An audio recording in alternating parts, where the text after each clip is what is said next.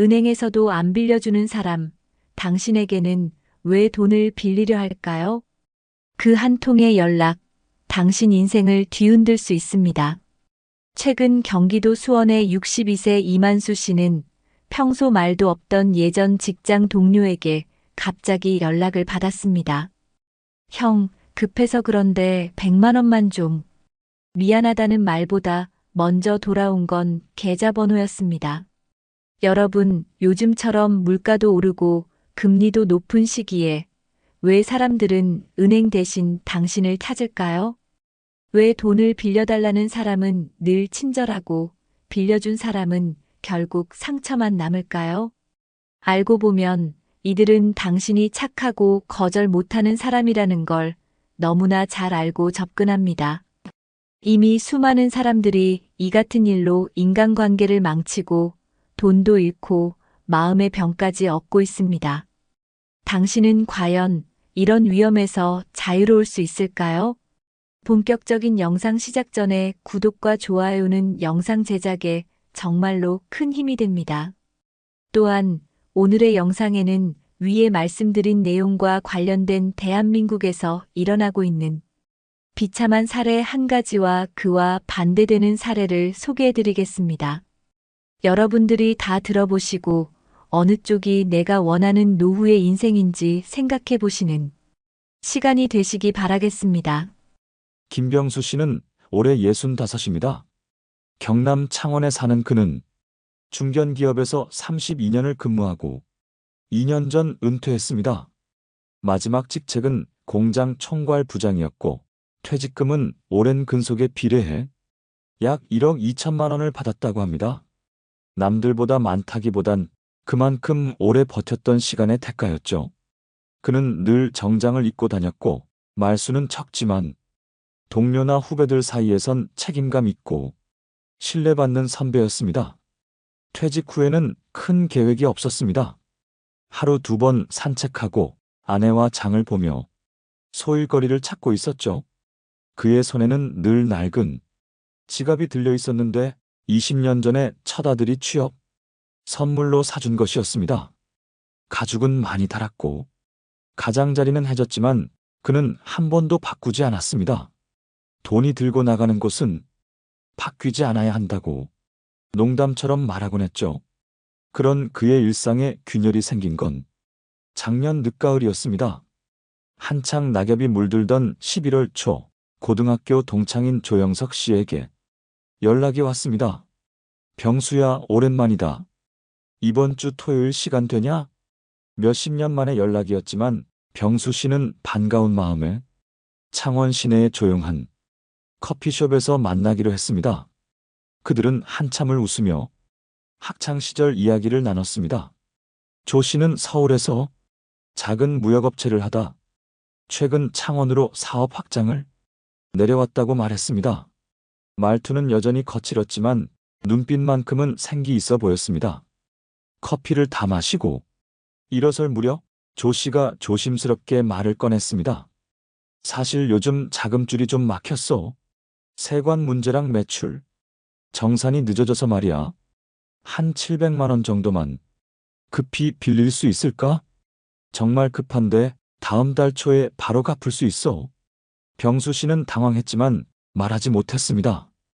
그의 지갑이 손에 있었고 늘 하던 대로 꺼내서 현금 인출카드를 만지작거렸습니다. 꼭 갚는다는 거지? 지금 상황이 어떤지 구체적으로 말해줄 수 있어? 병수 씨의 말에 조 씨는 잠시 말을 흐리더니 결국 손을 모아 부탁했습니다. 내가 너한테 부탁 안 할 줄 알았냐? 예전에도 내가 날 도와준 적 있었잖아. 그땐 내가 몰랐겠지만 마음이 흔들렸습니다. 가족에게 말도 하지 않은 채 그는 월요일 아침 700만 원을 송금했습니다. 조 씨는 고맙다고 몇 번이고 말하며 다음 달 초 꼭 갚는다는 말을 반복했습니다. 하지만 문제는 그 다음부터였습니다. 약속한 날짜가 다가왔고 병수 씨는 조심스럽게 문자 한 통을 보냈습니다. 영서가 예전에 말한 날짜가 됐는데 괜찮은가? 혹시 더 필요하면 미리 말해줘. 답장은 없었습니다. 하루가 지나고 이틀이 지나고 병수 씨는 전화를 걸었지만 받지 않았습니다. 그러던 중 조 씨가 SNS에 올린 사진 한 장이 눈에 들어왔습니다. 부산의 어느 고급 횟집에서 가족들과 식사를 하는 사진이었습니다. 화려한 조명 아래 조 씨는 웃고 있었고 와인 잔을 들고 있었습니다. 그 순간 병수 씨는 알 수 없는 서늘함을 느꼈습니다. 아, 이건 잘못됐다. 그의 지갑을 다시 열어보며 거기서 삐져나온 흰 봉투 하나를 꺼냈습니다. 거기엔 손글씨로 적은 메모가 있었죠. 급전 마이너스 조영서 700만 2024년 11월 13일 송금 기억에 남기기 위해 적어뒀던 것이었습니다. 그날 밤 병수 씨는 아내에게 모든 사실을 털어놨습니다. 나중에라도 갚으면 다행이지만 안 갚아도 연락은 해줘야 하는 거 아니냐? 아내는 화를 내기보단 한숨을 쉬며 말했습니다. 역시 그럴 줄 알았어. 당신이 거절 못하는 거 내가 제일 잘 알지. 그 후로 병수 씨는 조 씨에게 다시 연락하지 않았습니다. 하지만 며칠 뒤 다른 고등학교 친구에게 전화가 걸려왔습니다. 야, 혹시 영석이한테 돈 빌려준 적 있어? 그 친구도 500만 원을 빌려주고 연락이 끊겼다고 했습니다. 이미 비슷한 피해자가 몇 명 더 있다는 사실도 알게 됐습니다. 병수 씨는 이후 경찰서에 조용히 진술서를 제출했습니다. 증거로는 문자 기록, 송금 내역, 그리고 손글씨로 작성한 메모를 함께 냈습니다. 하지만 형사 담당자는 이렇게 말했습니다. 지인 간 금전 거래는 민사로 가야 합니다. 고의성을 입증하지 않으면 사기죄 성립은 어렵습니다. 그 말을 듣고 나서 병수 씨는 처음으로 자신의 지갑을 바꿨습니다. 낡은 지갑 속엔 더는 신뢰가 없다는 걸 그는 그제서야 깨달았습니다. 지갑을 바꾸며 그는 이렇게 혼잣말을 했습니다. 앞으론 이 안에서 나가는 돈이 다시 돌아올 수 있을지부터 생각하자. 여러분, 어떠시나요? 위의 사례는 정말 비참하고 서글픈 인생 아닌가요?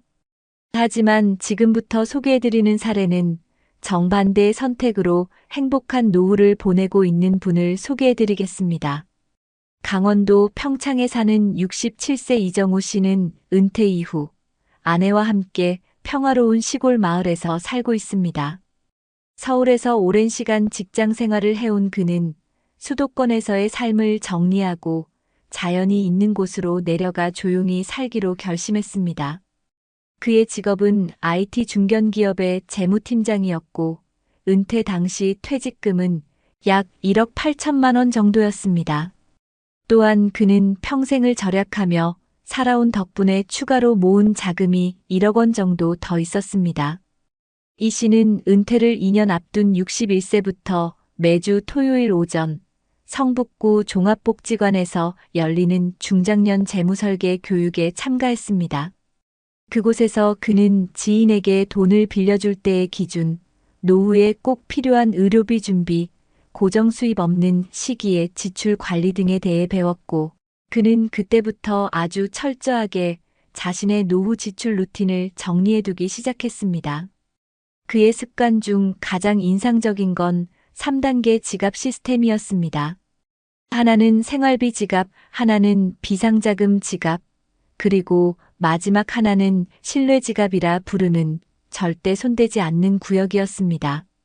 신뢰 지갑에는 오직 자신의 노후를 위해 준비한 긴급 자금만을 따로 분리해 넣어두었고, 이 지갑은 매달 기록하며 유지했습니다. 이 씨는 말했습니다. 누군가가 급히 돈을 빌려달라고 하면 나는 이 세 개의 지갑 중 어디에서 줄 수 있을지 먼저 생각합니다. 그리고 신뢰 지갑에 손을 대야 한다면 그건 내가 지는 손해입니다. 실제로 3년 전 오랜 직장 동료였던 박모 씨가 연락을 해왔습니다.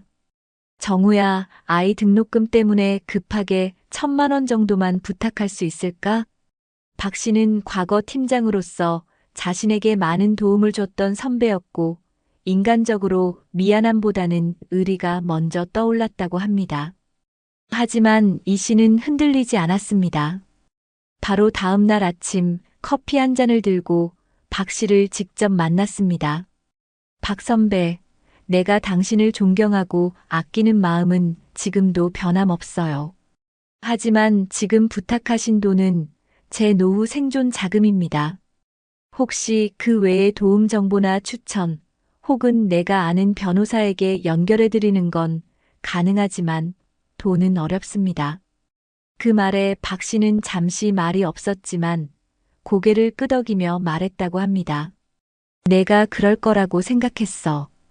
괜히 내가 너무 쉽게 연락했나 보다.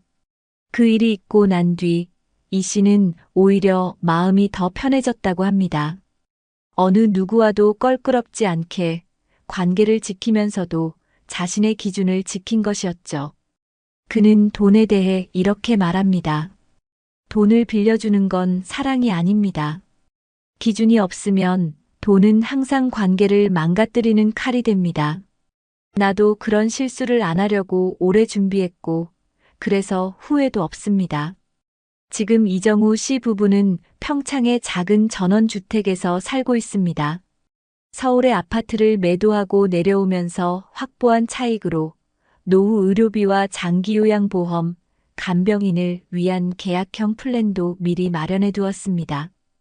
또한 65세 이후 받을 국민연금과 더불어 퇴직 직후부터 연금저축계좌를 매달 120만 원씩 인출하며 생활비를 충당하고 있습니다. 아내와는 평일에는 텃밭을 가꾸고 주말이면 근처 시장에 가서 자주 가던 단골 가게들을 들르는 게 낙입니다. 아내는 마트에서 계란 10개를 고르면서도 가격표를 비교하고 남편은 장바구니를 들고 기다리며 소소한 농담을 건넵니다.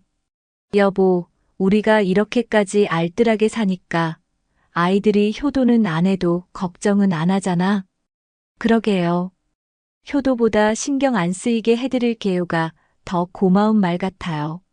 자녀들은 독립했고 이 씨 부부는 그 누구에게도 부담을 주지 않고 또 받지 않으며 하루하루를 살아갑니다.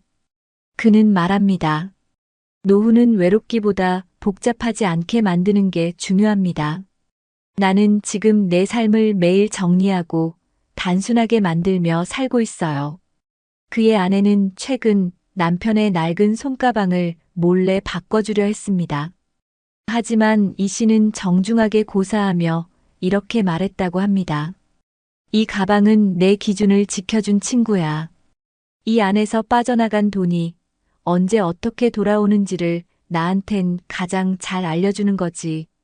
우리 사회에서 지인 간 금전 거래는 여전히 위험하게 인식되지 않고 있습니다. 많은 사람들이 사람 보고 빌려줬다. 거절하면 인간관계가 어색해진다며 명확한 기준 없이 돈을 주고 그 결과로 금전뿐 아니라 신뢰와 인간관계를 동시에 잃는 경우가 많습니다. 특히 중장년층의 경우 오랜 직장 생활을 마무리하며 퇴직금을 손에 쥐게 되면 자신도 모르게 누군가를 도와줄 수 있다는 생각에 휘말리기 쉽습니다. 하지만 이런 사고방식은 통계적으로도 매우 위험한 결과를 초래합니다. 실제로 한국소비자원이 2024년에 진행한 조사에 따르면 55세 이상 중장년층의 39%가 지인에게 금전을 빌려줬거나 보증을 서본 적이 있다고 답했고, 그중 66%는 정식 계약서 없이 돈을 건넸다고 응답했습니다. 그 결과 절반에 가까운 응답자가 돈을 돌려받지 못했다고 했으며, 이 중 3명 중 1명은 관계를 끊거나 고통스러운 상황을 겪었다고 말했습니다. 더욱 우려되는 점은 이들이 대부분 다시는 돈을 빌려주지 않겠다고 다짐했지만 약 12%는 가족이나 친한 사람이라면 또 빌려줄 것 같다고 답했다는 점입니다. 인간관계 속에서 발생하는 정서적 압박이 금융 리스크를 무력화시키는 겁니다. 해외에서도 이와 유사한 경고가 지속적으로 제기되고 있습니다. 미국 소비자 금융보호국 CFPB의 보고서에서는 사적인 관계에서의 금전거래는 객관적 판단을 흐리게 하며 향후 발생할 수 있는 민사 분쟁이나 사회적 고립의 직접적 원인이 될 수 있다고 지적합니다. 또한 호주의 금융심리연구센터에서는 가족 간의 금전 거래가 불러오는 관계 갈등에 대한 장기 추적 연구를 통해 돈을 빌려준 사람의 약 53%가 관계를 후회한다고 응답했다고 밝힌 바 있습니다. 특히 돈을 빌려간 사람보다 빌려준 사람이 더 오랫동안 감정적인 상처를 안고 살아간다는 점이 주목됩니다. 더불어 심리학적 관점에서도 이 문제는 반복적인 행동 패턴으로 연결됩니다. 사람들은 내가 착해서 당했다는 자기 합리화를 통해 고통을 덮으려 하지만 이런 경향은 다음 상황에서 또다시 비슷한 실수를 유발합니다. 심리 상담 전문가들은 이 같은 상황을 관계 중독의 일종으로 분류하기도 합니다. 타인의 요청을 거절하지 못하고 거절했을 때 생길 감정적 마찰을 두려워한 나머지 스스로를 위험에 노출시키는 심리 상태인 것입니다. 반면 노후 자산 관리에 있어 예방적인 태도를 가진 사람들의 삶은 통계적으로도 안정적인 패턴을 보입니다. 세계은행 월드뱅크에서 발표한 65세 이상 고령자의 빈곤 위험 지표에 따르면 은퇴 이전에 재무 교육을 받은 사람은 그렇지 않은 사람에 비해 은퇴 후 10년 이내의 자산 감소 속도가 절반 이하로 낮았고 지인에게 돈을 빌려주는 비율 또한 평균 21% 감소한 것으로 나타났습니다. 이는 명확한 재무 계획과 심리적 경계선 설정이 실제 금전적 피해를 줄이는데 얼마나 효과적인지를 보여주는 데이터입니다. 특히 유럽 복지국가에서 시행된 노인 대상 금융 예방 교육 프로그램은 70세 이상 참여자 중 약 88%가 재정적으로 스스로를 더 잘 보호할 수 있게 되었다고 응답하며 긍정적인 효과를 인정한 바 있습니다. 이와 같은 해외의 흐름은 우리 사회에도 시사하는 바가 큽니다. 이미 한국에서도 일부 지자체나 복지관, 노인 대상 평생교육기관 등에서 노년기 금융범죄 예방 교육이나 지인 사기 예방 워크숍이 시행되고 있으며 실제로 이에 참여한 시니어들의 피해율은 그렇지 않은 집단보다 눈에 띄게 낮았습니다. 특히 자신의 돈을 보호하기 위한 내 돈 선긋기 실습과 거절하는 말하기 훈련은 실질적인 방어선 역할을 하고 있다는 평가도 존재합니다. 결국 우리가 주목해야 할 점은 착해서 당했다는 말 속에 숨어있는 방어기제입니다. 노년기에 접어든 이후에도 지인, 가족, 친구와의 관계는 소중하지만 그 소중함이 곧 맹신이 되어선 안 됩니다. 통계와 연구들은 공통적으로 말합니다. 신뢰는 사람에게 두되 돈은 원칙에 따라 움직여야 한다. 이것이야말로 우리가 노후를 지키는데 필요한 가장 기초적인 방어선이자 후회하지 않는 삶을 위한 첫걸음이 될 수 있습니다. 이제 우리는 이런 문제를 피하기 위해 어떤 선택을 해야 할까요? 먼저 전문가들은 지인 간 금전 거래에서 중요한 것은 명확한 기준 설정과 감정적 거리 조절이라고 조언합니다. 단순히 사람을 믿는 것과 돈을 맡기는 것은 전혀 다른 차원의 이야기라는 거죠. 한 번쯤 도와주자는 마음이 결국 오랜 시간 쌓아온 관계까지 무너뜨릴 수 있다는 것을 기억해야 합니다. 우리나라에서도 이러한 문제를 인식하고 지자체와 복지기관들이 실질적인 예방책을 마련해 시행 중입니다. 예를 들어 서울시 노원구는 시니어 금융안전 아카데미를 운영하고 있는데 이 프로그램은 60세 이상 시민을 대상으로 금융사기 예방법, 지인 간 금전 갈등 대처법, 계약서 작성법 등을 교육하며 참가자들에게 실제 사례 중심의 대응 시뮬레이션까지 제공하고 있습니다. 참여자들은 강의 후 실제로 누군가 돈을 빌려달라 했을 때 처음으로 거절할 수 있었다고 말할 만큼 행동 변화가 나타나고 있습니다.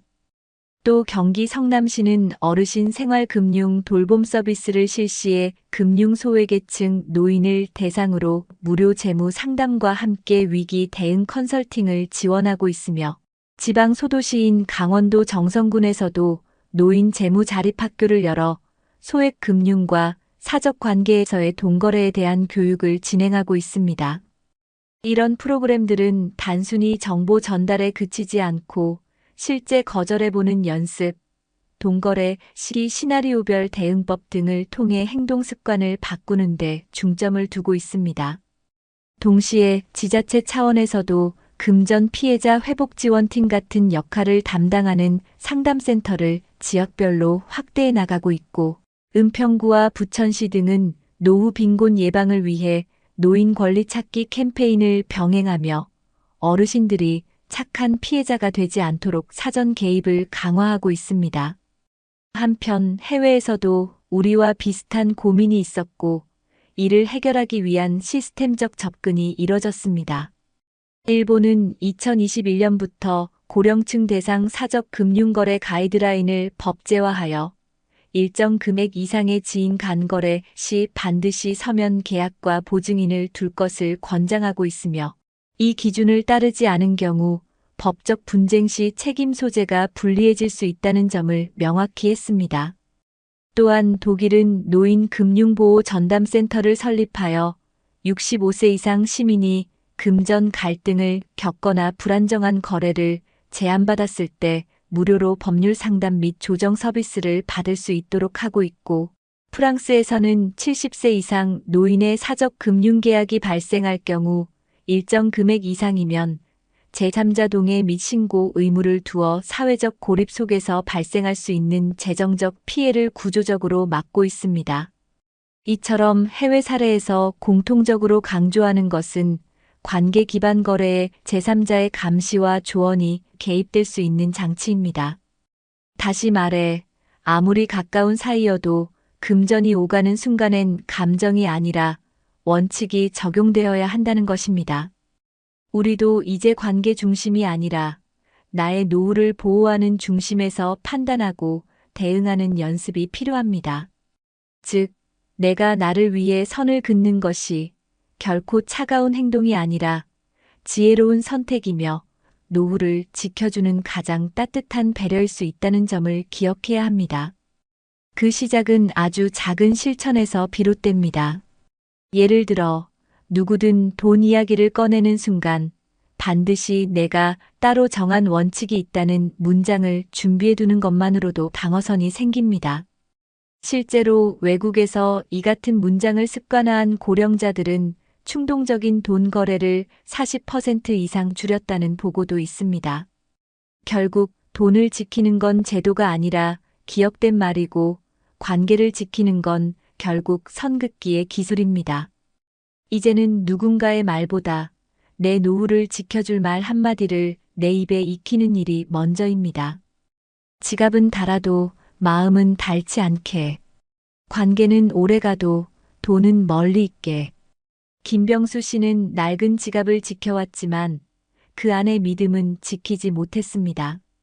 친구를 믿었고 관계를 우선했지만 결국 돈도 잃고 마음에도 상처를 남겼습니다. 한 통의 연락, 한 번의 부탁에 흔들린 결과는 씁쓸한 외면과 고요한 배신뿐이었습니다. 반면 이정우 씨는 스스로의 원칙을 지켰고 지갑 속 질서만큼이나 마음의 질서도 단단히 세웠습니다. 도와줄 수 없는 상황에서 미안함보단 스스로를 지키는 선택을 했고, 그 선택이 결국 가족과 함께하는 평온한 노후, 타인과의 존중 어린 거리, 그리고 스스로에 대한 자부심으로 이어졌습니다. 여러분, 우리는 누구처럼 살고 싶으신가요? 관계를 위해 자신을 무너뜨리는 사람보다 자신을 지켜냄으로써 관계마저 존중하는 사람. 그 둘의 차이는 돈이 아닌 선택에서 갈렸습니다. 이제는 우리가 어떻게 살 것인가를 스스로에게 물어야 할 시간입니다. 누군가에게 늘 착한 사람으로 남으려다 결국 혼자 상처 입지 않도록 내 노후를 내 손으로 지킬 수 있는 기준과 용기를 갖는 것. 그게 바로 진짜 존엄 있는 삶의 시작입니다. 오늘 영상이 여러분의 지갑뿐 아니라 마음의 경계도 단단히 세우는데 도움이 되셨길 바랍니다. 그리고 무엇보다 여러분이 앞으로 남은 삶을 단 한 사람의 부탁에도 휘청이지 않고 당당하고 품위 있게 살아가실 수 있기를 진심으로 응원하겠습니다. 당신은 누군가의 기댈 사람이기 전에 먼저 스스로를 지켜야 할 가장 소중한 존재라는 걸 잊지 마세요. 62세가 되자마자 통장은 비어 있었고 그제야 후회가 밀려왔습니다. 연금 하나 들어둘 걸, 그 단순한 걸 왜 안 했을까? 여러분, 혹시 이 이야기 남 얘기 같지 않으신가요? 얼마 전 전북 정읍에 사는 62세 이창호 씨는 퇴직 후 받은 9천만 원 퇴직금을 은행 예금에 넣어두고 이자만으로 살면 된다고 생각했습니다. 하지만 3년이 채 지나기도 전에 월세 식비 건강보험료로 통장이 거덜나고 말았습니다. 지금도 많은 50대 분들이 이렇게 말씀하세요. 이제 와서 연금 저축이 무슨 의미가 있어요? 너무 늦었잖아요. 그런데 정말 늦었을까요? 전문가들은 오히려 50대야말로 가장 강력한 절세 혜택과 복리 효과를 동시에 누릴 수 있는 골든타임이라고 말합니다. 실제로 50대에 연금 펀드를 시작한 사람들, 지금도 매달 꼬박꼬박 안정적인 생활비를 만들며 노후를 준비하고 있습니다.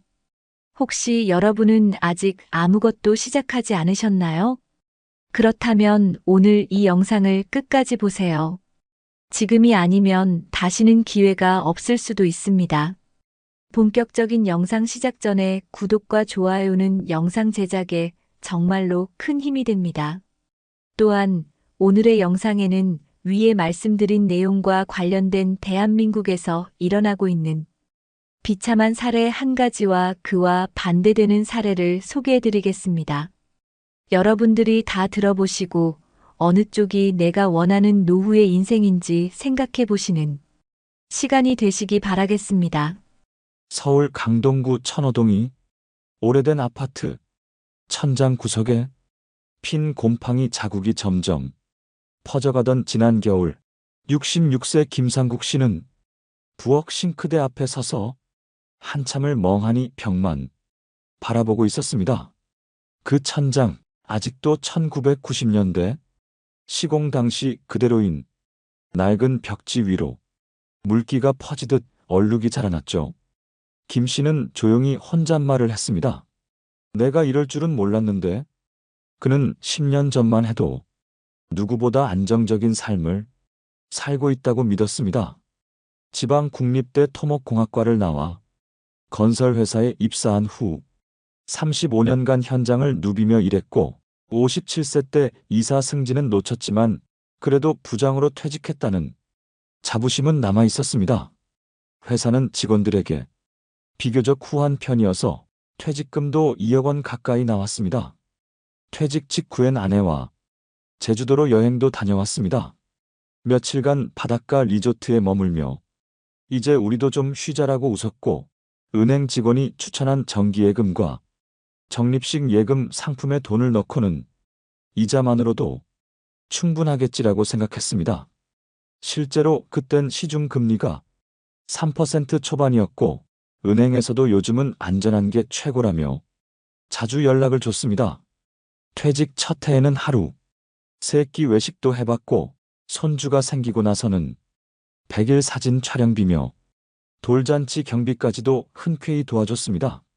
장남 부부는 맞벌이라 바쁘다며 아이를 자주 맡겼고 그때마다 김 씨는 즐겁다고 말했지만 체력은 점점 예전 같지 않았습니다. 문제는 퇴직 3년 차부터 본격화됐습니다. 금리가 떨어지면서 이자는 눈에 띄게 줄었고 그 사이 물가는 올라 있었습니다. 예전에 월 200만 원으로 넉넉하던 생활비가 이제는 250만 원도 빠듯했고 아내의 고혈압 약과 본인의 정기 건강검진 비용도 꾸준히 나갔습니다. 냉장고가 고장 나 교체하려다 보니 200만 원이 훌쩍 나갔고 안방 화장실에 곰팡이가 번지며 전체 타일 공사를 부르자 견적이 500만 원이 넘었습니다. 내가 집 고치는 데 쓰는 돈이 이렇게 클 줄은 몰랐어요. 김 씨는 속으로 곱씹었습니다. 하지만 더 큰 충격은 건강보험료였습니다. 퇴직하고 몇 달이 지나 지역가입자로 전환되자 평소 알던 수준보다 2배 이상 많았던 금액이 고지서에 찍혀 나왔습니다. 서류엔 월 소득이 없는 걸로 나오는데 왜 이걸 이렇게 내야 하냐며 국민건강보험공단에 전화를 해봤지만 돌아온 말은 간단했습니다. 예금, 이자가 금융소득으로 계산되기 때문에 그렇습니다. 그걸 기준으로 보험료가 부과됩니다. 김 씨는 그제야 건보료, 폭탄이라는 말을 실감했습니다. 실제로 매달 빠져나가는 돈은 고정적으로 늘어났고 예금 통장의 잔액은 눈에 띄게 줄어들기 시작했습니다. 그의 퇴직금 2억은 3년 만에 절반 수준으로 줄었고 그마저도 일부는 손주들 돌봄, 비용과 아파트 수리, 생활비, 명절 경비 등으로 이미 빠져나간 뒤였습니다. 생각해보면 내가 이 돈을 계속 불릴 방법이 있었을까?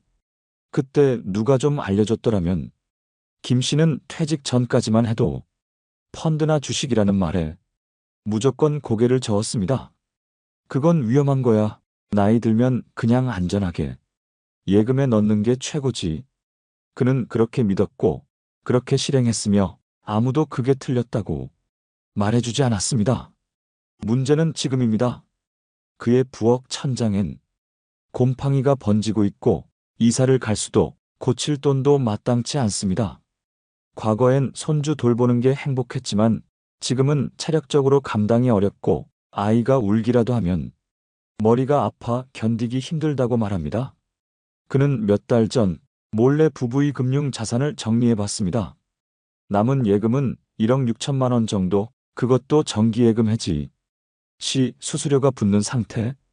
국민연금은 한 달에 68만 원, 그마저도 둘이 쓰기엔 빠듯한 액수입니다. 아내는 요즘 가끔 이런 말을 한다고 합니다. 당신 퇴직할 때 그 돈으로 뭐 하나? 사놓을 걸 건물 말고라도. 그땐 왜 다 예금만 넣었대? 그 말에 김 씨는 대꾸하지 못합니다. 가만히 식탁에 앉아 벽 쪽에 번지는 곰팡이를 바라볼 뿐입니다. 그는 이제서야 인터넷을 뒤져 연금저축, ISA, IRP 같은 단어를 검색해보고 그땐 왜 몰랐을까라는 후회를 매일 반복합니다. 지금도 무엇을 해야 할지 몰라 은행 창구 앞에서 괜히 번호표만 뽑았다가 돌아오는 날이 많다고 합니다. 내가 아직 뭔가 시작할 수는 있을까? 이 말은 최근 그가 아내에게 건넨 말 중 가장 조심스러웠던 말이었습니다. 김상국 씨는 그날 이후로 동네 도서관을 자주 찾기 시작했습니다. 도서관 지하 1층 금융 코너에 먼지가 쌓인 책들이 줄지어 놓인 곳. 그는 처음으로 50대 이후 절세, 투자 전략이라는 책을 펼쳤습니다. 책에는 연금저축펀드, ISA, IRP 같은 단어들이 가득했고 처음엔 모든 문장이 낯설었지만 어느 순간 내가 퇴직 직전에 이걸 알았더라면이라는 후회가 밀려왔습니다. 그는 작은 메모장에 글자를 적었습니다.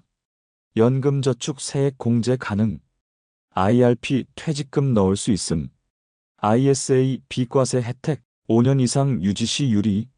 이런 메모를 다시 집에 와 아내에게 보여주며 말했습니다. 당신, 나 요즘 이런 거 공부하고 있어. 혹시 우리가 지금부터라도 연금이라는 걸 조금씩 만들어 볼 수 있을까? 아내는 고개를 갸웃하며 말했습니다. 그게 우리 나이에 가능한 거야? 연금은 젊을 때부터 하는 거 아닌가? 그 질문이 김 씨의 마음을 더욱 무겁게 했습니다. 책에서도 유튜브에서도 50대도 늦지 않다고 말했지만 막상 내 나이를 생각하면 이미 손해본 기분이 들었기 때문입니다. 며칠 후 김 씨는 용기를 내어 지역은행에 찾아갔습니다. 창구 직원에게 연금저축펀드 계좌를 만들고 싶다고 말하자 젊은 직원은 처음엔 의외라는 듯한 표정을 지었습니다. 보통은 30대에서 40대 분들이 많이 만드세요. 그 말에 김 씨는 잠시 말문이 막혔지만 이내 웃으며 말했습니다. 그러게요. 내가 그동안 너무 늦게 알았지 뭐예요. 직원은 김 씨의 상황을 듣고 연금저축펀드 계좌와 함께 소득공제 혜택, 분리과세, 복리효과 등에 대해 자세히 설명해 주었습니다. 김 씨는 그날 하루 종일 은행에서 설명을 들었고 돌아오는 길에 오래전 승진 누락되던 날보다 더 복잡한 마음을 안고 집으로 돌아왔습니다. 그날 밤 아내가 식탁에 앉아 부엌 벽지를 가리키며 말했습니다. 당신, 이 곰팡이 좀 봐. 사람 기운 빠지게 생겼네. 우리 이 집 좀 손 봐야 할 것 같아. 근데 그 돈 있긴 해? 김 씨는 말없이 고개를 숙였습니다. 남은 예금으로 고치려니 불안했고 그렇다고 버틸 수도 없었습니다. 그는 아내에게 조심스럽게 말했습니다. 여기 당장 고치는 건 좀 미루자. 대신 그 돈 연금 펀드로 돌려보려 해. 내가 계산해봤는데 15년 정도는 불릴 수 있더라고.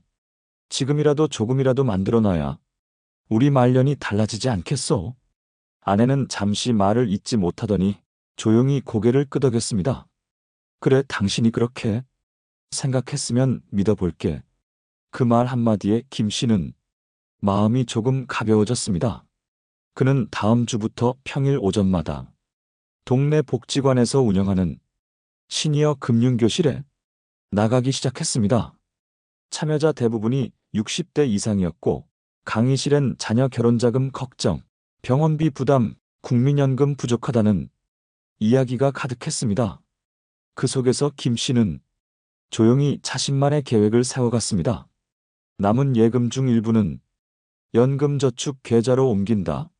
세액 공제를 챙기면서 10년간 유지할 수 있게 월 불이백을 최소한으로 조정한다. ISA 계좌는 안정형, ETF로 나눠 투자하고 단기 수익보다 장기 복리를 노린다. 그리고 향후엔 상황 봐서 주택연금도 고려해본다. 그가 직접 쓴 메모장에는 그렇게 한 줄 한 줄 계획이 적혀 있었습니다. 자신의 손글씨를 보며 그는 처음으로 노후에 대해 불안이 아닌 준비라는 단어를 떠올릴 수 있었습니다. 어느 날 둘째 아들이 찾아와 말했습니다. 아버지, 요즘 뭐 하세요? 밖에 자주 나가시던데. 김 씨는 잠시 망설이다가 메모장을 보여주며 말했습니다. 이제라도 좀 배우고 살아보려 한다. 너희한텐 손 안 벌리고 우리 둘이서 그냥 조용히 살고 싶어서. 아들은 그 메모장을 한참 들여다보더니 조용히 말했습니다. 아버지, 멋지세요. 그날 밤 김 씨는 부엌 천장을 다시 올려다보았습니다. 곰팡이 자국은 그대로였지만 이번엔 어쩐지 그 얼룩조차도 달리 보였습니다. 마치 자신의 인생이 다시 천천히 그러나 단단하게 변화하고 있다는 것을 알려주는 신호처럼 느껴졌습니다. 여러분 어떠시나요? 위의 사례는 정말 비참하고 서글픈 인생 아닌가요? 하지만 지금부터 소개해드리는 사례는 정반대의 선택으로 행복한 노후를 보내고 있는 분을 소개해드리겠습니다. 이분의 이름은 윤창열 씨, 현재 68세. 서울 마포구 연남동에 25년 된 아파트에 아내와 둘이 살고 있습니다. 아파트는 오래됐지만 관리가 잘 되어 있고 집 안 구석구석엔 손이 많이 간 흔적이 느껴졌습니다. 거실 한쪽 벽면에는 책장이 가득 차 있었고 그 옆 탁자 위에는 2025 대한민국 시니어 재무설계 가이드북이라는 책이 가지런히 놓여 있었습니다. 윤 씨는 대기업 출신도 아니고 공무원도 아니었습니다. 30년간 중소제조업체의 회계팀장으로 일했고 퇴직 당시 연봉은 4,500만 원 남짓, 퇴직금은 1억 8천만 원, 국민연금은 월 82만 원 수준이었습니다. 누가 봐도 평범한 은퇴자였습니다. 그런데 그는 달랐습니다. 저는 53살 때부터 연금저축펀드를 시작했어요. 퇴직금은 IRP로 넘기고 남은 자산은 ISA에 분산했죠. 그때는 사실 뭘 많이 알았던 건 아니고 그냥 불안했어요. 그게 전부였습니다. 윤 씨는 회계팀에서 일하며 수많은 사내 임원들의 퇴직 과정을 지켜봤습니다. 퇴직금을 모두 부동산 투자에 넣었다가 유동성 부족으로 고통받는 상무, 자녀 유학비로 수억 원을 지출하고 빈 통장만 남은 이사, 그리고 퇴직 후 사무실을 차렸다가 몇 년 못 가 문 닫은 부장까지. 그걸 너무 많이 봐서 그런지 나는 안 그래야겠다. 그 생각 하나로 준비한 거죠. 그는 50대 초반부터 작은 금액이지만 매달 연금저축에 불입했습니다. 당시에는 주변에서도 그 나이에 그걸 왜 하냐는 말도 들었지만 그는 매달 30만 원, 40만 원씩 꾸준히 쌓았습니다. 소득공제 혜택이 주어지는 것도 몰랐지만 불입 내역을 보고 회계적으로 장점이 많다는 걸 직감했다고 합니다. 퇴직 후 그는 퇴직금의 70%를 IRP 계좌로 이동시켰고 이 중 일부는 채권형 펀드, 일부는 글로벌 배당 ETF에 분산했습니다. 나머지 금액은 ISA 계좌에 넣어 단기성과 장기성 자산을 적절히 배치했죠. 중요한 건 돈이 통제 가능한 속도로 늘어났다는 거예요. 무리하지 않고 조급해하지 않고 매달 흐름이 생기도록 구조를 짰어요. 그 결과 68세인 현재 윤 씨는 매달 국민연금 82만 원에 더해 연금저축과 IRP 계좌에서 총 180만 원가량의 현금 흐름을 받고 있습니다. ISA에서 발생하는 수익은 매년 300만 원 내외로 필요할 때마다 여행비로 활용하고 있죠. 물론 윤 씨도 돈이 부족하다고 느낄 때가 있습니다. 하지만 그는 불안하지 않다고 말합니다. 제 자산은 제가 통제할 수 있어요. 그게 큰 차이입니다. 예금만 있었으면 아마 지금쯤 통장 잔고만 들여다보고 있었겠죠. 윤 씨의 삶이 특별한 건 자산의 크기가 아니라 구조였습니다. 그는 돈이 어디에서 언제 들어오는지 알고 있었고 그에 따라 생활비를 계획했고 소비를 제한하지도 않았습니다. 여행을 좋아하는 부부는 매년 봄이면 전국 벚꽃 명소를 찾아 3일에서 4일간 짧은 여행을 떠났고 손주 생일이 다가오면 조용히 10만 원짜리 책 선물과 편지를 보냈습니다. 크게 쓰진 않아요. 대신 꾸준하게 쓸 수 있도록 설계한 거죠. 윤 씨가 강조한 건 꾸준함이었습니다. 투자의 수익률보다 중요한 건 자산이 매달 내게 현금으로 돌아오는 구조를 갖추는 것이라고 그는 말합니다. 그래서 그는 자녀에게도 아파트보다 연금 펀드라는 말을 여러 번 했다고 합니다. 우리 딸이 말해요. 친구 엄마들은 다 갭 투자한다고 왜 우리는 안 하냐고. 그때마다 이렇게 말해요. 우리 부부는 갭 대신 갭 없는 삶을 선택한 거라고. 윤 씨는 얼마 전 연금 계좌의 15년 누적 수익을 정리해 봤습니다. 연금저축은 원금 대비 1.7배, IRP는 1.5배, ISA는 연 5% 내외. 세금은 거의 내지 않았고 건보료 부담도 줄어들었습니다. 누가 보면 소박한 수익이라고 생각하겠지만 그게 내 노후를 버티게 해주는 유일한 힘이에요. 윤 씨의 하루는 조용합니다. 아침엔 커피를 내려 마시고 점심 전엔 공원 산책을 나갑니다. 오후엔 아내와 함께 지역 문화센터에서 도예 수업을 듣고 저녁엔 책을 읽거나 유튜브로 경제 뉴스를 봅니다. 그는 말합니다. 불안이 없는 게 아니라 불안을 미리 분산시켜 놓은 거죠. 그게 연금 펀드였어요. 그가 사는 집은 여전히 20년 넘은 아파트입니다. 하지만 곰팡이 핀 부엌 천장은 없습니다.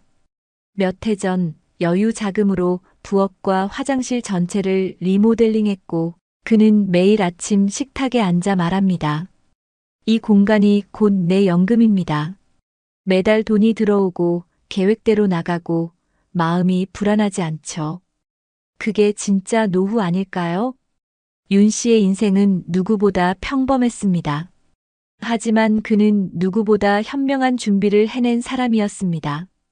그리고 그것은 50대라는 시간에 내려야 했던 하나의 결정에서 시작됐습니다. 여러분, 우리가 노후 준비를 이야기할 때 항상 빠지지 않고 나오는 말이 있죠. 국민연금만으로는 부족하다. 그런데 이 말, 단순한 불안 조장이 아니라 실제 통계로도 뒷받침되는 현실입니다. 국내 은퇴자 중 절반 이상은 은퇴 후 소득이 퇴직 전 소득의 40%에도 미치지 못하는 것으로 나타났고, 생활비의 대부분을 국민연금과 예금에 의존하고 있지만, 이는 점점 버티기 어려운 구조로 바뀌고 있습니다. 실제로 OECD가 발표한 자료에 따르면 한국은 고령층 상대 빈곤율이 40%를 초과해 조사 대상 국가 중 가장 높은 수준을 보이고 있습니다. 이는 전체 국민 중 고령자의 소득이 중간 소득의 절반에도 못 미치는 경우가 많다는 뜻입니다. 다시 말해, 평균적으로 노인이 되면 가난해질 가능성이 매우 높다는 이야기입니다. 이와 관련해 미국 노스웨스턴 대학교의 고령 금융 보고서에서는 예금 자산에만 의존한 고령층일수록 생활비 스트레스와 불안 수준이 높은 경향을 보인다고 지적한 바 있습니다.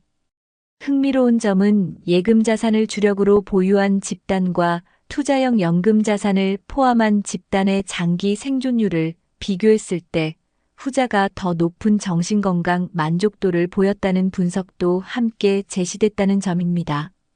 실제로 복리 구조의 장기 금융 상품을 보유한 사람들은 그렇지 않은 사람들보다 경제적 예측 가능성과 계획 수립에 있어서 심리적 안정감을 더 크게 느낀다는 것입니다. 이는 곧 소비 결정에도 영향을 줍니다. 즉, 매달 정기적으로 들어오는 수입이 있다는 것만으로도 씀씀이가 계획적이 되고 예측 가능한 생활이 가능해지는 겁니다. 최근 세계은행 월드뱅크이 발표한 보고서에서도 노후 현금 흐름이 일정하게 보장된 고령자일수록 의료비 지출의 불확실성이나 자녀 부양 압력에 대해 덜 민감하게 반응하며 생활의 질이 객관적으로 높다는 분석이 나왔습니다. 특히 리타이어먼트 인컴 시스템즈 관련 보고서에서는 100세 시대를 살아가는 은퇴자는 단순히 자산을 보유하는 것이 아니라 매달 생활비로 환산 가능한 구조를 설계해야 한다고 강조하고 있습니다. 참고로 이 보고서는 전 세계 40여 개 국가의 은퇴자, 수입 구조와 생활 만족도, 의료비 스트레스 지수 등을 조사한 결과를 기반으로 작성됐습니다.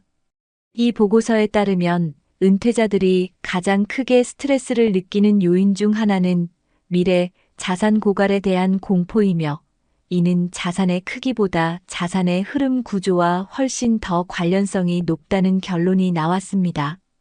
연금 펀드나 IRP, ISA와 같은 금융 상품의 강점은 바로 여기에 있습니다. 단순히 자산을 묶어두는 것이 아니라 일정한 간격으로 현금 흐름을 만드는 구조라는 점이죠. 그런데 문제는 이런 구조를 늦게 시작할수록 복리의 효과는 줄고 세제 혜택도 제한된다는 점입니다. 해외에서도 50대 이후 연금계좌 진입자는 소득 공제율은 낮지만 운용 전략에 따라 안정적인 생활이 가능하다는 연구들이 존재합니다. 특히 미국의 엘더 퍼넨셜 플래닝 보고서에서는 50대 이후 연금 펀드를 시작한 은퇴자들 중 복리 수익률이 연평균 5% 이상 유지된 경우 25년 이상의 생활 안정성을 확보했다고 분석한 바 있습니다. 이는 앞서 소개한 윤창열 씨와 같은 사례가 이론이 아니라 실천 가능한 전략이라는 걸 보여주는 좋은 근거입니다. 더불어 연금 펀드를 포함한 세제 혜택형 계좌의 또 다른 장점은 세금, 특히 금융소득 종합과세와 건강보험료 부담을 줄일 수 있다는 것입니다. 미국, 독일, 캐나다 등 주요 국가들도 공통적으로 은퇴자에게 과도한 세금과 의료비 부담이 장기 빈곤을 초래한다는 점에 주목하며 세제우대 계좌 활성화를 통한 고령층 소득 보전 전략을 강조하고 있습니다. 특히 고령화 속도가 빠른 한국과 일본, 이탈리아는 이런 구조를 복제할 수 있는 환경이 잘 갖춰져 있다는 분석도 병행됩니다. 정리하자면 지금 50대인 분들은 앞으로 최소 30년을 더 살아갈 가능성이 큽니다. 그 30년 동안 여러분의 자산이 가만히 묶여 있는 것이 아니라 매달 일정한 현금 흐름으로 바뀌어 들어오는 구조를 만들 수 있다면 그건 단순한 금융 상품을 넘어 노후의 방어막이 되는 겁니다. 그리고 그 구조는 지금이라도 시작할 수 있습니다. 늦었지만 아직 늦지 않은 이유, 바로 이 통계들이 증명하고 있습니다. 그렇다면 우리는 지금 어떤 준비부터 시작해야 할까요? 전문가들은 입을 모아 말합니다. 노후 준비는 자산의 크기가 아니라 흐름의 구조를 만드는 것부터 시작해야 한다고요. 가장 먼저 할 일은 연금저축, IRP, ISA 같은 절세형 금융상품의 계좌를 개설하는 것입니다. 단 하루라도 빨리 시작하는 게 복리 효과를 누릴 수 있는 가장 단순하고 확실한 방법입니다. 그리고 계좌만 만들고 방치하지 말고 소액이라도 정기적인 불입을 설정해 두는 것이 중요합니다. 당장은 10만 원도 부담될 수 있지만 시간이 지나면 그 금액이 매달 들어오는 안정적인 생활비로 돌아올 수 있다는 사실을 기억해야 합니다. 이렇게 시작한 절세계좌는 연말정산 때 세액공제를 받을 수 있고 일정 기간이 지나면 금융소득종합과세에서도 제외되어 노후의 세금 부담도 덜 수 있습니다. 특히 지역가입자로 전환된 후 건강보험료가 부담이 되는 분들에게는 금융자산을 절세계좌로 옮겨 놓는 것만으로도 건보료 산정 기준이 달라져 큰 효과를 볼 수 있습니다. 전문가들은 지금 50대라면 계좌만 잘 활용해도 월 생활비의 최소 20%에서 30%는 보전할 수 있다고 조언합니다. 그리고 이러한 금융적 조치 외에도 지금 거주 중인 주택이나 자산 구조를 점검해 보는 것도 매우 중요합니다. 예를 들어 자녀가 모두 독립하고 방이 많은 아파트에 혼자 혹은 부부만 살고 있다면 해당 부동산을 처분하거나 줄이고 그 자산을 유동화하는 방법도 있습니다. 서울시에서는 실제로 어르신 맞춤형 주거 전환 지원 사업을 시행하고 있는데 일정 기준 이상의 고령자들에게 이사비와 중개비를 지원하며 보다 관리가 쉬운 소형 임대주택으로 옮길 수 있도록 돕고 있습니다. 또 일부 지자체에서는 실버 금융 상담소를 운영해 고령자 대상 자산관리 상담 서비스를 무료로 제공하고 있습니다. 예컨대 광주광역시는 시니어 금융건강 클리닉 프로그램을 통해 연금, 절세, 부채, 구조조정 등 전반적인 금융 솔루션을 안내하고 있고 대전시도 노인 금융안심 상담소를 통해 고령자 금융사기 예방 교육 및 실질적인 금융 상담을 정기적으로 운영하고 있습니다. 이런 정보는 시청, 구청 홈페이지나 주민센터에 문의하면 어렵지 않게 확인하실 수 있습니다. 또한 지역복지관에서 시행하는 노년 재무설계 프로그램도 매우 유용합니다. 전국적으로 확산되고 있는 이 프로그램은 고령자 맞춤형으로 구성되어 있으며 국민연금공단 및 한국재무설계협회 등의 협력으로 운영되기 때문에 실질적인 투자 연금, 세금 전략을 배울 수 있습니다. 해외 사례도 참고해 볼 만합니다. 일본은 고령화 속도가 빠른 국가답게 노후 자산 흐름 관리 제도를 도입해 고령자가 금융기관에 자산 운용 계획서를 제출하고 그에 따라 금융기관이 맞춤형 상품을 제공하는 시스템을 운영 중입니다. 이는 고령자의 충동적 투자나 사기를 막기 위한 제도이기도 하며 한국도 최근 일부 은행에서 유사한 맞춤형 고령자 자산관리 서비스 도입을 검토하고 있습니다. 미국은 SECURE 액트 2.0이라는 법을 통해 50세 이상 고령자에게 연금 계좌 추가 납입 한도를 확대하고 복리 운용의 장기 효과를 누릴 수 있도록 제도를 개선했습니다. 특히 60대 이상 고령자에겐 기본 납입 한도 외에도 추가 적립 캐치 마이너스 업 컨트러뷰션 기회를 제공하고 있어 늦게 시작해도 일정 수준 이상의 연금 수익을 만들 수 있도록 장려하고 있습니다. 캐나다는 정부가 운영하는 레지스터드 리타이어먼트 인컴 펀드 RRIF 제도를 통해 고령자에게 세금이 연기된 계좌 운용 혜택을 주며 일정 기간 이후 연금처럼 인출의 생활비로 활용할 수 있도록 설계했습니다. 이러한 해외 사례는 모두 노후에 필요한 것은 자산의 액수가 아니라 매달 현금 흐름이 들어오는 시스템이라는 철학을 기반으로 하고 있습니다. 다시 말해 지금이라도 여러분이 할 수 있는 가장 현실적인 방법은 바로 흐름을 만드는 작은 행동을 시작하는 것입니다. 계좌를 만들고 한 달 10만 원씩이라도 불입하고 지자체에서 운영하는 상담을 받아보고 살고 있는 지역의 재무 프로그램에 한번 참여해 보는 것. 이 모든 것이 지금 여러분의 노후를 바꾸는 첫걸음이 될 수 있습니다. 돈이 떠나간 자리엔 후회가 남고 작은 준비가 남긴 자리엔 평온이 깃든다.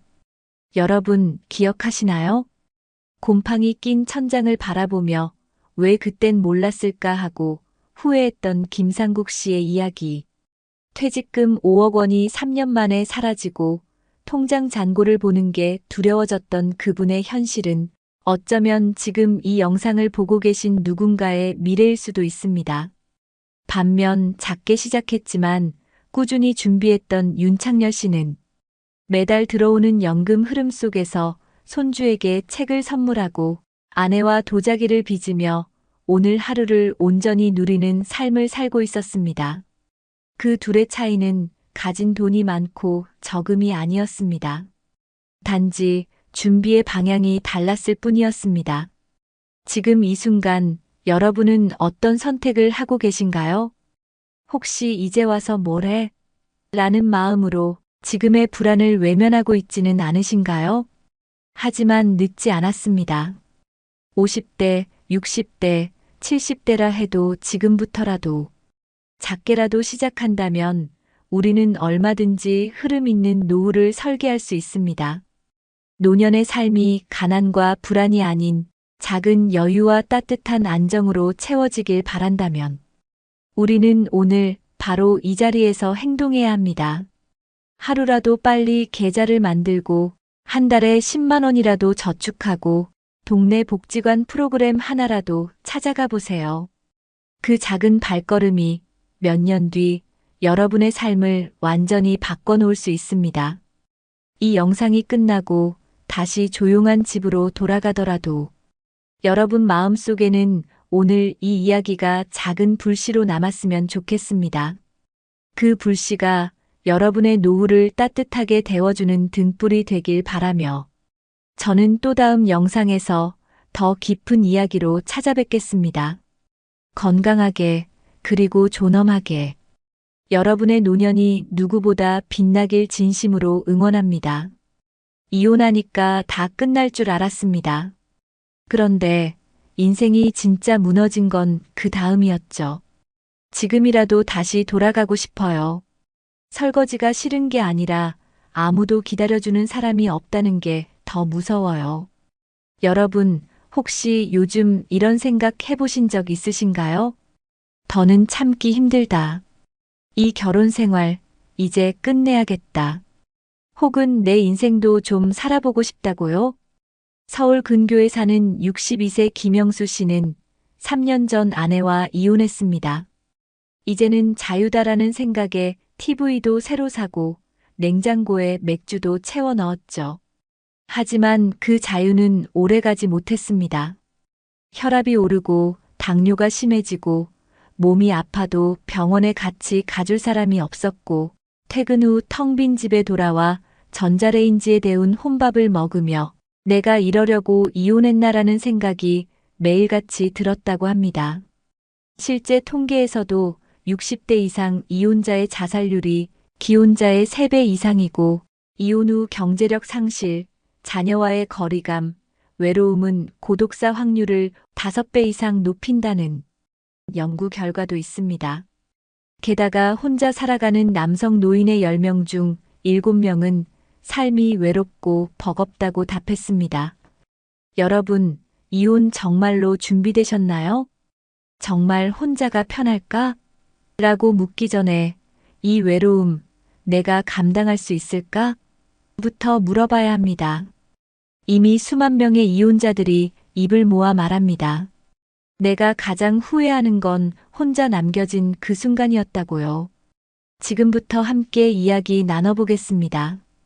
이 영상 끝까지 보지 않으면 당신이 지금 고민하는 이 선택, 어쩌면 평생을 후회하게 될지도 모릅니다.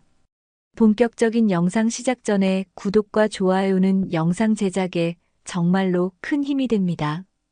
또한 오늘의 영상에는 위에 말씀드린 내용과 관련된 대한민국에서 일어나고 있는 비참한 사례 한 가지와 그와 반대되는 사례를 소개해드리겠습니다.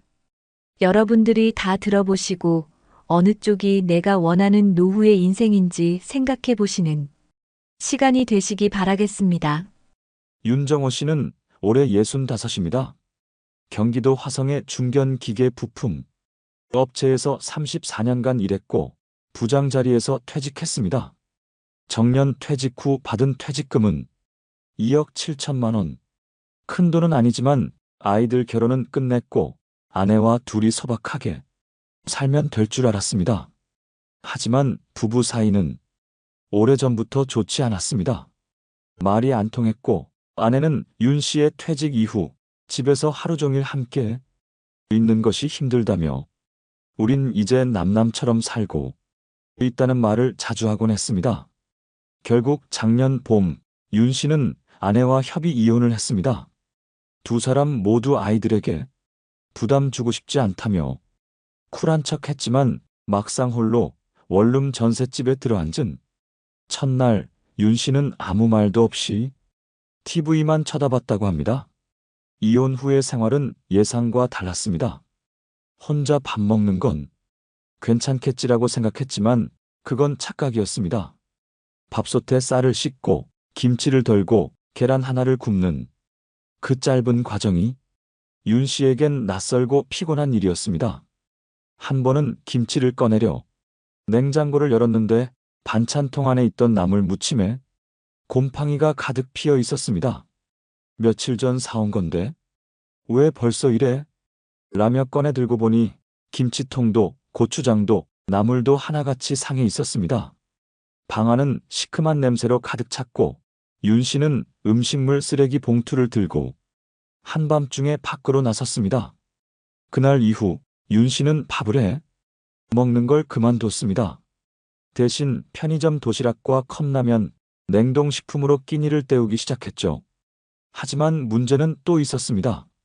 며칠 전 이가 시큰거려 가까운 치과에 갔더니 의사가 말하길 치주염이 심해서 틀니까지 고려하셔야 할 수도 있다는 소견이었습니다.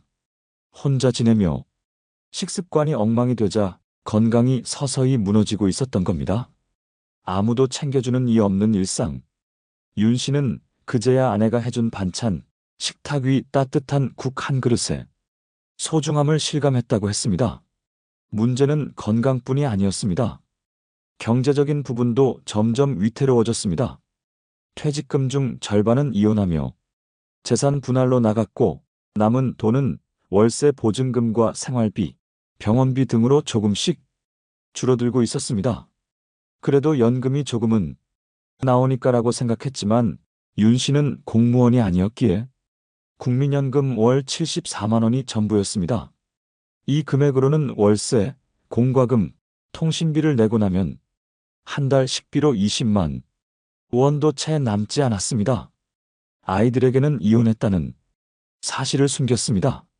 엄마랑은 성격이 안 맞아서 좀 떨어져 살기로 했다고 둘러댔지만 자녀들 역시 윤 씨를 예전만큼 챙기지 않았습니다. 설날에도 요즘 애들이 다 바쁘잖아요라며 연락 한 번 없었고 명절에 혼자 편의점에서 햇반을 데워 먹던 그날 윤 씨는 내가 왜 이혼했을까라는 생각을 하루에 20번도 넘게 했다고 합니다. 이혼 후 1년, 윤정호 씨는 주변 사람들과의 연락도 자연스럽게 끊겼습니다. 부부였을 땐 아내와 함께 모임에도 가고 동창회에도 얼굴을 비췄지만 이혼한 이후부터는 혼자 왔다는 시선이 어쩐지 부담스러웠습니다. 요즘 형수님은요? 라는 질문에 괜히 얼버무리고 자리를 피한 날이 2번, 3번 반복되면서 결국엔 나가지 않게 되었습니다. 이혼 소식은 동네에 퍼졌고 어느 날 시장에서 마주친 지인은 이렇게 말했다고 합니다. 아이고, 혼자 사신다면서요. 와이프랑 참 잘 어울리셨는데 참 안타깝네요. 그 짧은 말이 그렇게 무겁게 가슴에 내려앉을 줄 몰랐습니다. 더 이상 누가 전화를 해오는 일도 문 앞에 반찬을 놓고 가는 이도 없었습니다. 사람들과의 대화는 고작 편의점 알바생의 봉투 필요하세요? 가 전부가 됐습니다. 가끔 자녀들이 연락을 하기도 했습니다. 하지만 대부분은 아빠 괜찮지? 돈 필요한 건 없지? 같은 형식적인 대화였습니다. 정작 밥은 잘 챙겨 먹고 있어? 라는 말은 들은 기억이 없다고 윤 씨는 말했습니다. 정확히 기억나는 날이 있다고 했습니다. 그날은 일요일 저녁이었고 미리 사둔 반찬을 꺼내려고 냉장고를 열었을 때였습니다. 열흘 넘게 된 무생채, 상한 콩나물, 까맣게 물든 시금치 무침, 뚜껑을 열자마자 올라오는 시큼한 냄새에 윤 씨는 반사적으로 뚜껑을 덮었습니다. 그리고는 식탁에 앉아 한참을 그렇게 앉아 있었습니다. 아, 이 반찬들 같구나. 상하고 썩어가는지도 모르고 그대로 방치된 내 인생이. 그날 밤 윤 씨는 아무것도 먹지 못했습니다. 그저 소파에 기대 눈을 감은 채 그때 이혼하지 않았더라면 어땠을까라는 질문만 100번쯤 되뇌었다고 합니다. 그 사람도 나처럼 이렇게 허전하게 살고 있을까? 하지만 연락할 용기도 다시 돌아갈 자리도 없었습니다. 병원에서 고지혈증 약과 우울증 초기 진단을 받았고 보건소에서 지역 노인 심리 상담 프로그램을 추천받았지만 윤 씨는 괜찮습니다라고 말하며 고개를 저었습니다. 이 나이에 내 이야기를 누가 들어주겠어요.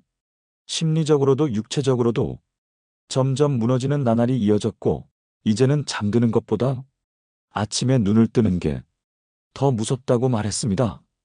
요즘은 간혹 반찬통을 꺼내지도 않고 편의점 도시락 뚜껑도 열지 않고 그냥 버릴 때도 많아졌습니다. 그럴 땐 문득 이런 생각이 든다고 합니다. 누가 내 문을 열고 들어와서 그 곰팡이 핀 반찬들 좀 치워줬으면 좋겠다. 그리고 밥 먹자고 같이 앉아주기만 해도 좋겠는데. 윤정호 씨의 삶은 특별하지 않습니다. 2025년 대한민국 65세 이상 이혼 남성의 절반 이상이 극심한 외로움과 경제적 불안정을 겪고 있다는 통계가 있습니다. 혼자 살며 심리적으로 고립된 이들이 정신과 치료를 받는 경우도 매년 증가 추세이며 노년층 자살률도 결혼 상태와 강하게 연관된다는 연구도 나왔습니다. 하지만 윤 씨처럼 대부분의 사람들은 도움을 요청하지도 말하지도 않습니다. 이유는 단순합니다. 지금 와서 뭐 어쩌겠어요? 그 말 속엔 체념과 후회가 함께 들어 있습니다. 누군가는 말합니다. 결혼 생활이 지긋지긋하다고 배우자를 더는 견딜 수 없다고. 하지만 노년에 선택한 이혼이 결국 곰팡이 핀 반찬통처럼 버려지고 방치된 채 살아가는 삶을 가져올 수도 있다는 걸 윤 씨의 이야기는 묵묵히 증명하고 있습니다. 여러분, 어떠신가요? 위의 사례는 정말 비참하고 서글픈 인생 아닌가요? 하지만 지금부터 소개해드리는 사례는 정반대의 선택으로 행복한 노후를 보내고 있는 분을 소개해드리겠습니다.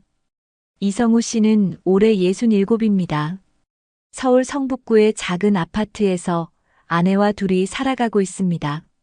딱히 넉넉하진 않지만 매일 오후 햇살이 드는 베란다에서 커피를 마시고 함께 화초를 돌보는 시간이 이 씨 부부의 일상이 되었습니다. 이성우 씨는 과거 대기업 임원도 공무원도 아니었습니다. 경기도 안산에 있는 중소제조업체에서 기술직으로 28년을 일했고 퇴직 당시 직급은 과장이었습니다. 평균보다 조금 낮은 임금이었지만 그는 평생 쓸 돈보다 쌓을 돈을 먼저 생각하자는 원칙으로 살아왔습니다. 40대 중반 큰아들이 중학교에 진학하던 해 이 씨는 아내와 함께 노후를 위한 재무 계획을 세우기 시작했습니다. 그가 가장 먼저 했던 일은 지출 가계부를 쓰는 것이었습니다. 1년 동안 쓴 소비 내역을 전부 정리한 뒤 매달 어디서 얼마가 빠져나가는지 파악했고 거기서 꼭 필요 없는 소비들을 하나씩 잘라냈습니다. 둘째 딸 학원비, 외식비, 휴대전화 요금 모든 것을 줄이되 가족 간의 시간은 오히려 더 자주 갖자고 약속했습니다. 저녁 한 끼를 외식 대신 집에서 먹는 대신 그 시간엔 온 가족이 둘러앉아 얘기를 나누기로 한 겁니다. 퇴직금은 약 1억 8천만 원.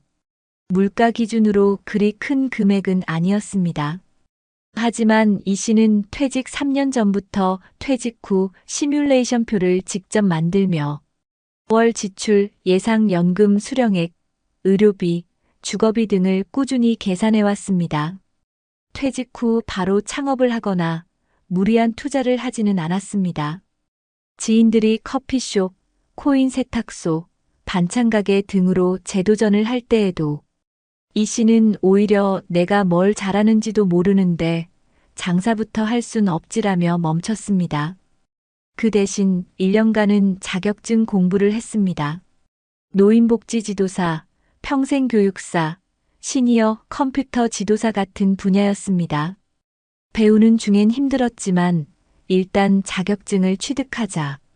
인근 복지관에서 시니어 대상 컴퓨터 교육 강사를 구한다는 공고가 눈에 띄었습니다. 시급은 높지 않았습니다. 수업 한 회당 3만 원 수준이었지만 내가 나이 들고도 누군가에게 도움 줄 수 있다는 사실이 기뻤습니다. 작은 강사비가 들어오자 아내와 함께 시니어 문화기획단에도 등록했고 그곳에서 취미로 사진도 배우고 사람들과 교류도 이어갔습니다. 무엇보다 중요한 건 배우자와의 관계 유지였습니다. 이 씨는 퇴직 후에도 매주 부부 회의를 열었습니다. 서로의 하루를 나누고 감정을 쌓아두지 않도록 대화를 이어가는 자리였죠. 어느 날 아내가 말했습니다. 당신이 매일 요리해줘서 밥 먹는 게 기쁨이야. 그 말에 이 씨는 가슴이 뭉클했다고 했습니다. 가끔은 식탁 위에 반찬이 모자라도 함께 식사하며 웃을 수 있다는 것만으로도 혼자 먹는 편의점 도시락과는 전혀 다른 삶이었습니다. 건강관리도 놓치지 않았습니다. 이 씨는 10년째 주 3회 아침 걷기 운동을 하고 있고 동네 보건소에서 운영하는 건강검진 프로그램에 꾸준히 참여하고 있습니다. 혈압, 혈당, 콜레스테롤 수치를 3개월마다 점검하며 몸에 이상이 생기기 전 예방하려는 습관이 자리 잡혔습니다. 자녀들과의 관계도 변함없습니다. 큰아들은 타지에 살고 있고 둘째 딸은 결혼해 부산에 거주 중이지만 매주 영상통화를 통해 안부를 묻습니다. 명절에는 자녀 부부가 집에 찾아와 손수 밥상을 차려주며 아빠, 엄마처럼 살고 싶어요. 라는 말을 건넸습니다. 최근엔 이 씨가 운영하는 유튜브 채널이 있습니다. 노후를 잇는 사람들이라는 이름으로 자신의 노후 준비 과정, 퇴직 후 일상, 배우자와의 대화 노하우, 건강관리 팁을 나눕니다. 구독자는 많지 않지만 이성우님 덕분에 저도 노후 준비 시작했습니다라는 댓글이 달릴 때마다 마치 회사 다닐 때보다 더 큰 성취감을 느낀다고 했습니다. 이 씨는 이런 말을 자주 합니다. 노후는 젊을 때보다 빠르게 변합니다. 하루하루가 내 선택의 결과이죠. 그 선택을 미루지 않는 사람만이 진짜 인생 2막을 맞이할 수 있어요. 이성우 씨의 삶이 특별해서 가능한 일이었을까요? 아닙니다. 그는 가진 게 많지 않았지만 준비와 관계, 그리고 포기하지 않는 습관을 선택했습니다. 그는 곰팡이 낀 반찬이 아닌 매일 정갈하게 정리된 식탁 위에서 오늘도 맛있게 먹자는 말로 하루를 시작하고 있습니다. 그리고 그 식탁 옆엔 그의 손을 꼭 잡고 앉은 평생의 동반자가 함께 있습니다. 그렇다면 실제로 이혼이나 은퇴 후에 윤정호 씨와 같은 삶을 사는 사람들이 얼마나 많을까요? 통계는 그 현실을 더 분명하게 보여줍니다. 2025년 현재 대한민국 통계청에 따르면 60세 이상 남성 독거 가구의 비율은 20년 전보다 2배 이상 늘어났고 이들 중 70%가 이혼을 경험한 뒤 혼자 사는 경우였습니다. 특히 그들 중 절반 이상은 주 5일 이상 혼잣말을 한다고 답할 정도로 외로움이 일상화되어 있다고 합니다. 고립감은 단순히 마음의 문제로 그치지 않습니다. 미국 노인의학회지에 실린 한 연구에서는 65세 이상 이혼 남성의 경우 혼자 사는 기혼 남성보다 심장질환 발병률이 1.8배, 우울증 진단율은 4.2배 더 높다는 분석이 나왔습니다.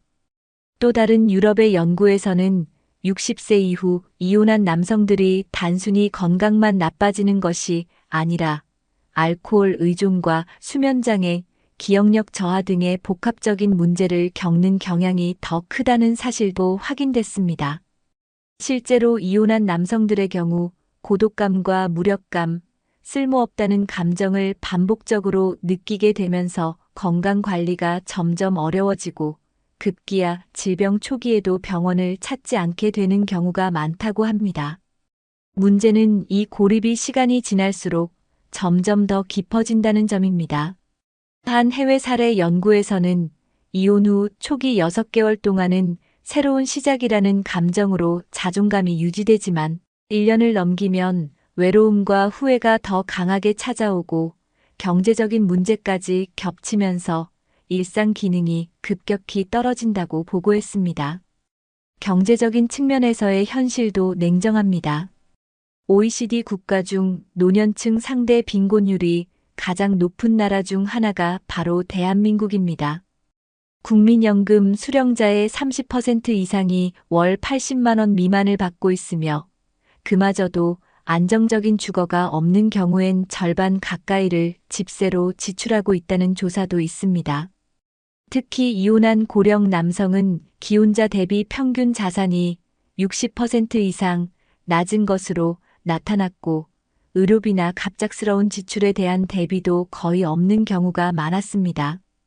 독거노인 종합센터의 자료에 따르면 이혼 후 혼자 사는 60대 이상 남성 중 절반 가까이가 생활이 불안정하다고 답했으며 그중 일부는 퇴직 후 받은 퇴직금을 대부분 자녀 결혼이나 초기 창업, 생활비로 써버리고 더 이상 쓸 여유가 없다고 응답했습니다.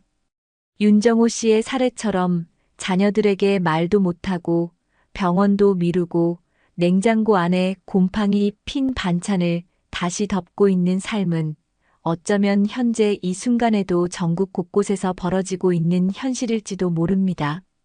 반대로 이성우 씨처럼 노후 준비를 일찍부터 하고 배우자와의 관계를 꾸준히 가꾸고 건강과 사회적 연결망을 유지한 사람들은 어떤 결과를 맞이했을까요?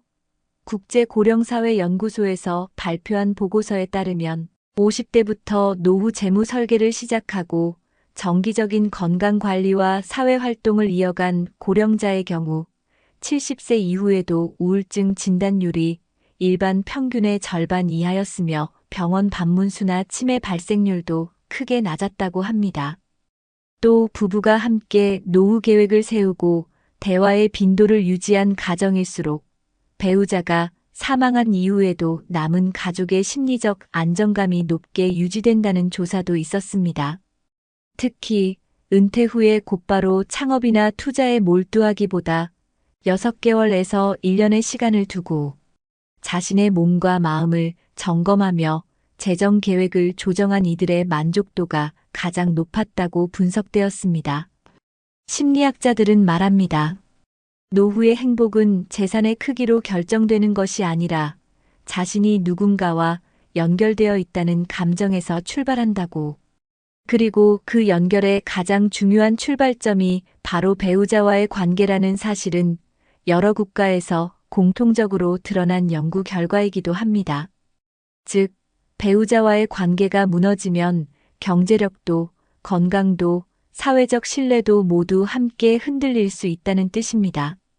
실제로 미국에서 실시된 65세 이상 고령자 추적 조사에서는 배우자의 죽음보다 이혼이 건강 악화에 미치는 심리적 충격이 더 길게 지속된다는 분석도 있습니다. 정서적 회복력이 그만큼 낮기 때문이라고 합니다.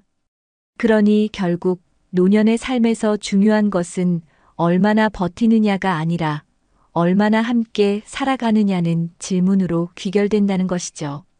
이렇듯 이혼 후의 고립과 무계획한 노후는 누구에게나 찾아올 수 있는 현실이지만 그렇다고 방법이 전혀 없는 것은 아닙니다. 먼저 우리나라 각 지자체에서 실제로 운영 중인 노인 지원 프로그램들을 살펴보면 꽤 실질적이고 효과적인 도움을 받을 수 있는 제도들이 이미 존재합니다. 예를 들어 서울시는 어르신 돌봄 종합 서비스를 통해 65세 이상 노인 중 돌봄이 필요한 분들에게 일상생활 지원부터 말벗 서비스까지 제공하고 있으며 요건에 따라 가사 도우미와 정서 지원 인력이 매주 정기적으로 방문해 기본적인 돌봄과 사회적 교류의 기회를 제공합니다. 부산시는 혼자서도 괜찮아요. 프로젝트를 통해 독거노인을 위한 자가 건강진단 키트를 보급하고 매달 방문 상담을 진행하며 정신건강위험군은 전문기관과 연계하는 시스템을 운영 중입니다. 이와 함께 대전은 시니어 기자단을 운영해 은퇴한 고령자들이 자신들의 삶을 콘텐츠로 기록하고 지역 커뮤니티와 연결될 수 있도록 돕고 있고, 광주시는 노인복지관과 연계해 매달 정서치유 집단 상담을 무료로 진행하며 우울감이 심한 노인을 대상으로는 1:1 전문 상담도 지원합니다. 이러한 프로그램은 단순히 제도가 있다는 수준에 그치지 않고 실제로 참여자들의 자살 예방 효과나 인지기능 개선, 삶의 만족도 향상에 긍정적인 영향을 미치고 있다는 분석 결과도 다수 발표된 바 있습니다. 한 정신건강 관련 전문가는 말합니다. 이혼 후 혼자 남겨졌을 때 무엇보다 중요한 건 다시 관계망 안으로 들어가는 일이다. 그리고 그 출발점은 지역사회 자원 활용이 될 수 있다고요. 특히 서울 경기권 지자체 대부분은 최근 1인 가구 노인 증가세에 따라 마을 단위 단톡방 개설, 주 1회 공용 식사 모임 운영, 낯선 이와의 대화 프로젝트 등 다양한 소규모 모임 기반 커뮤니티 서비스를 실험적으로 확장하고 있는 중입니다. 이러한 모임은 기존 가족이 없어도 새로운 인간관계를 형성할 수 있도록 설계되어 고립감을 완화하는 데 도움을 주고 있으며 실제로 참여한 노인의 70% 이상이 삶에 활력이 생겼다고 응답한 바 있습니다. 국내뿐 아니라 해외에서도 이와 유사한 문제에 대응하기 위한 제도들이 활발히 운영되고 있는데요. 일본은 이미 10년 전부터 고령자 고독사 방지법을 제정해 일정 연령 이상의 독거노인은 지역 자치구가 의무적으로 안부 확인과 생활 실태 조사를 하도록 법적으로 강제하고 있으며 이를 통해 고독 사유를 일정 수준 낮추는 성과를 얻고 있습니다. 또한 독일에서는 시니어 커뮤니티 홈 정책을 통해 혼자 사는 노인을 한 아파트 단지 내에 모아 공동 식사, 공동 건강관리 프로그램을 운영하며 복지사와 의료진이 삼주하여 정서적 고립을 사전에 차단하고 있습니다. 이들은 단순한 거주시설이 아닌 고령자 스스로 공동체 안에서 역할을 가지고 살아갈 수 있게 하여 자존감을 유지하는 데도 초점을 맞추고 있습니다. 국내에서도 이 같은 모델을 참고해 혼밥 지원형 공공주택, 중장년 공유하우스 등의 개념이 등장하고 있으며 국토교통부와 복지부가 공동으로 파일럿 프로젝트를 진행 중입니다. 결국 전문가들이 입을 모아 강조하는 바는 같습니다. 노후는 혼자 준비하는 것이 아니라 함께 살아가기 위한 구조를 만드는 일이다. 따라서 현재 이 영상을 보고 계신 분들도 이혼이라는 결정을 하기 전 반드시 지역사회 복지자원과 정부의 지원 제도 그리고 본인의 감정과 관계망을 정리할 수 있는 회복의 가능성을 먼저 확인해 보시길 권합니다. 노후는 생각보다 길고 고립은 생각보다 빠르게 다가옵니다. 지금은 늦었다고 생각해도 실은 지금이 가장 빠른 시간일 수 있습니다.